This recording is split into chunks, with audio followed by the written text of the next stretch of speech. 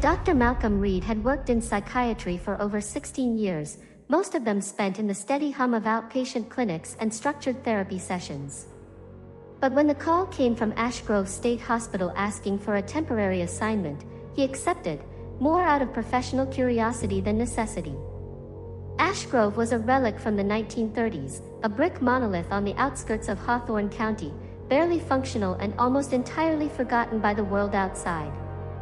It was rumored to house only the most unmanageable psychiatric cases, patients no other facility would take. When Dr. Reed arrived, the place looked like something out of a different century: peeling walls, flickering lights, a faint smell of mildew and antiseptic. The director, Dr. Emily Calder, greeted him with a forced smile. "You'll be covering Ward B," she said, shaking his hand with cold fingers. "We call it the Silence Ward." She didn't laugh. "Why is that?" he asked, wheeling his suitcase behind her as they walked the dim hallways. She hesitated. "None of them talk. Not anymore. Not for years." "Catatonia?" Malcolm asked. "Not exactly," she replied. "They react. Some write. Some scream. But none will speak. And no one's been able to get through to them. Maybe you will." He wasn't so sure. Ward B was located in the oldest wing of Ash Grove, past the locked stairwell and the corridor with flickering emergency lights that always hummed. The patients, 6 in total, sat in their rooms or in the communal day room, staring, twitching, pacing. All 6 were long-term residents, with little documentation beyond a few disjointed files. Their cases were filled with strange notations: responds to shadow stimuli, speaks in reversed Latin, mimics staff movements during blackout periods. The most peculiar was room 4, occupied by a woman named Claire Belmont. Late 30s. Former kindergarten teacher. Admitted after a full psychotic break in 2011. The files said she'd been found sitting in her classroom, alone, all windows covered in paper, rocking back and forth and whispering, "It got out." Since then, not a single word from her. Malcolm sat across from her on the first day, notebook open. "My name is Dr. Reed," he said softly. "I'm not here to hurt you." She blinked. "I'd like to help you. If there's anything you want to say, write, draw, whatever you're comfortable with, I'll listen." Her hands twitched. Her eyes moved not toward him but over his left shoulder, to the empty space just behind him. Malcolm glanced back. "Nothing." She smiled, just barely. On his 3rd day, something odd occurred. He was in his temporary office, reviewing files late at night, when he heard the intercom click on. A static hum, followed by a whispering noise, barely perceptible. Then silence. He buzzed the nurse station. Was someone using the PA system? "No one's touched it," the nurse replied. "It's been broken for weeks." But it happened again the next night. And this time, the whispering resolved into something clearer, a female voice, hushed and dry, repeating a phrase. "Let me out. Let me out. Let me out." Malcolm began dreaming of the hallway, long and dark, stretching beyond what the eye could see. In his dreams, he walked toward a faint sound of whispering. Doors lined the corridor, each slightly ajar. From inside the rooms came soft scratching, as if fingernails on walls. In one dream, he opened room 4. Claire stood inside, her back to him. When she turned, her mouth was sewn shut with thick black thread. Blood soaked her chin. He woke drenched in sweat. A week into his stay, Dr. Reed noticed something disturbing. All 6 patients had drawn similar symbols during art therapy: jagged circles, spirals within triangles, and a recurring image of a mouth sewn shut. "Where are they seeing this?" he asked the art therapist, a young woman named Dana. She looked pale. "I don't know," she said. "They just all started doing it. I didn't show them anything. I swear. He took the sketches to Claire's room and showed her. Her eyes flickered with recognition. You drew this, Claire, he said gently. Do you know what it is? She didn't move. But her eyes again shifted to that space just behind him. The one that always felt slightly colder. Is there someone here with us? He asked. Her hand moved slightly. A twitch. A barely noticeable nod. That night, Malcolm set up a small recorder on his desk and let it run as he slept. When he played it back the next morning, most of the tape was silent. But at 3:12 a.m., there was a voice. Very clear. Very female. You're already in the room. Dr. Reed couldn't stop thinking about the recording. He played it again. Slower. Then faster. He tried filtering the background, removing static. The voice remained unchanged. Soft, intimate, disturbingly close. You're already in the room. He replayed it over and over, watching the timestamp. 3:12 a.m. Every night since his arrival, that exact minute came with a subtle waking jolt, a coldness, a pressure behind his eyes. He thought it was stress. Now, he wasn't sure. The following afternoon, he met again with Claire. She was seated in her usual position, hands limp on her lap, eyes glassy. The room felt unusually cold. Malcolm set the sketch of the spiral triangle on the desk between them. You drew this, he said. No reaction. He set down another, the mouth sewn shut. You all did. Everyone in the ward. This symbol. This motif. It means something, doesn't it? Her lips trembled, just slightly. He leaned in. Claire, I believe you saw something. And I don't think you're insane. I think something happened to you. And it's still happening here. That was when she moved for the first time in hours. Her hand reached for the paper and began to tap. 1 tap. Pause. 2 taps. Pause. 3 taps. Again and again. A rhythm. Morse code. Malcolm jotted the pattern and deciphered it later. Don't speak. That night, he returned to his room early. He placed the recorder again. But this time, he left a second one in room 4, hidden behind the dresser, active but silent. 3:12 a.m. arrived. He woke up abruptly. The room was freezing. The hallway light, which always flickered faintly, was now completely out. Absolute blackness. He sat in bed, frozen. Listening. A soft sound. Dragging. Like something heavy being pulled across the hallway tiles.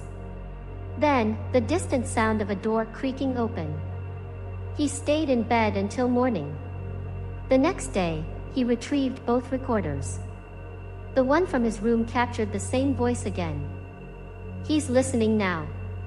He hears the whispering. But the one from room 4 was far worse. For the first hour, silence. Then, around 3:12, a thud. Shuffling. A raspy breath. And then, Claire's voice. Not whispering. Speaking. It came from under the floor. It watches through glass. Don't let it speak your name. It opens mouths. It fills them. Then, a wet choking sound. Gurgling. Silence. Malcolm dropped the recorder, his hands shaking. Claire hadn't spoken in over a decade. He confronted Dr. Calder. She spoke. Last night, he said. Emily stared at him. That's not possible.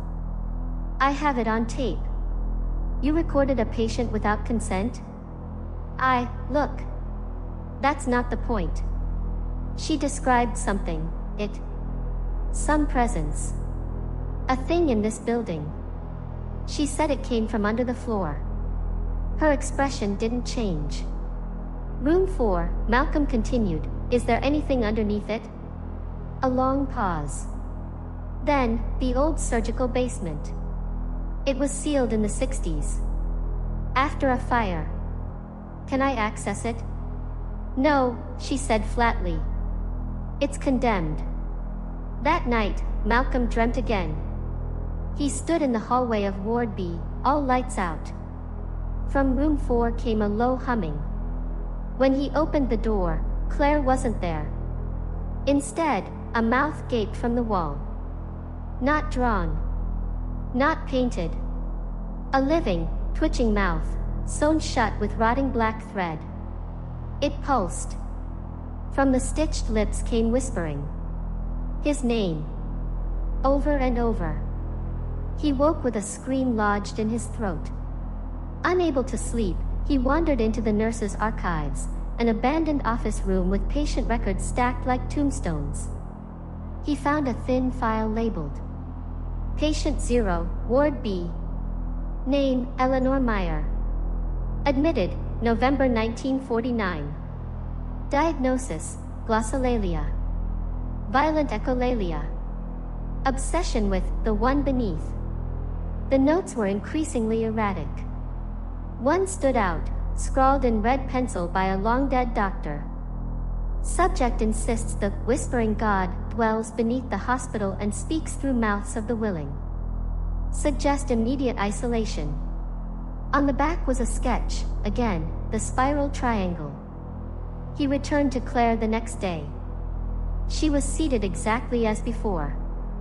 Blank. Unmoving. I know about Eleanor, he said. Her fingers twitched. She said it speaks through people. Through mouths. That it comes from below. Claire, is that what happened to you? Claire's eyes rolled upward.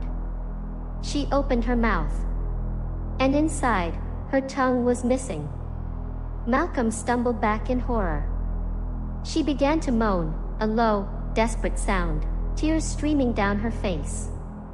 She reached forward, grabbed his notebook, and scratched a single word. Listen. He fled to the janitor's wing. A man named Ray worked there, gray-bearded, ex-military, long-time hospital staff. You want access to the old basement? Ray said, puffing a cigarette. Christ, Doc, that place has been off-limits for 50 years. I need to see what's under room 4. Ray hesitated. Then nodded. There's a hatch in the boiler room. But don't go alone. That night, armed with a flashlight and recorder, Malcolm descended through the hatch. It was tight, the air thick with rot and rust. The stairs groaned beneath him. The corridor at the bottom was long, blackened with soot. Pipes lined the ceiling like veins. At the far end was a door. Charred. Half melted. The number barely visible. B4. Room 4. He stepped inside. Inside, he found a surgical room. Burnt metal. Collapsed ceiling panels. A shattered mirror on the far wall. And then, something else. A hole. In the center of the room, where the operating table once stood, a perfect circle had been carved into the concrete. 10 feet wide. Deep. Too deep to see the bottom. It wasn't made by tools. The edges were warped, like the concrete had melted inward. From within, the faintest sound rose. Whispering. Then, movement. Something down there shifted. Slowly. A wet, slithering sound. Malcolm stumbled back, his flashlight flickering. The whispering grew louder. Then, from behind him, a voice. Right at his ear. It found your name. He turned. Nothing. He ran. Malcolm didn't sleep. Couldn't. He sat on his bed, staring at the recorder. His hands trembled. His breath was shallow. All night, the whispering from that hole echoed in his head like tinnitus. He listened again to the tape from the basement. At minute 6, after the voice said, "It found your name," there was a low, rhythmic sound. Not a growl. Not a breath. A laugh. Slow. Dry. Guttural. And then, faintly, just before the tape ended, "You will speak for me." At 3:12 a.m., he felt it again. That pressure behind his eyes. That freezing weight in the air. But now, he heard footsteps. Inside his room. Not on the floor, on the walls. He turned. There, above his desk, something had been scratched into the plaster. A spiral triangle. Fresh. Red. Still dripping. He burst into Calder's office at dawn. "You knew," he hissed. "You knew about that basement. You knew what was in it." Calder didn't even flinch. "Every psychiatric institution has its mythology," she said quietly. "This isn't mythology. This is something real. Something down there is awake. It's been whispering through your patients for decades, Claire, Eleanor, all of them. Lower your voice. You want to know what it said last night?" Malcolm said, shaking. "It said I would speak for it." Calder's expression shifted, fear, masked quickly by something colder. Then she said, "That means it likes you." He stormed out. Packed his things. He was done. But as he passed room 4-1 last time, he froze. Claire was standing by the window. Her face turned toward him. Eyes wide. Blood streaming from her mouth. She lifted her hand and drew a spiral on the glass. Then pointed behind him. He turned. There was no one. But his ears filled with a voice. Not from outside. Not from a speaker. From inside his skull. "Let me out. Let me out. Let me." Malcolm blacked out. When he woke, he was in a white room. Restrained. Gagged. Dr. Calder sat across from him. "You broke into condemned space. Attacked staff. Spoke in a language we couldn't understand." He shook his head violently. Tried to scream. But his throat burned. They took the gag off for a moment. He tried to speak his name. But what came out was not English. Not human. It was a rattling, croaking sound. A syllable that felt wrong in the mouth, like his jaw didn't want to form it. Calder leaned in. "I warned you," she whispered. "Some things don't want to be studied. They want to be heard." 3 days later, Claire was found dead in her room. Her mouth wide open. Her tongue sewn back in, but not hers. It was Malcolm's. They kept him in a padded room. Room 4 was sealed forever. At night, the nurses reported hearing a voice from inside his cell.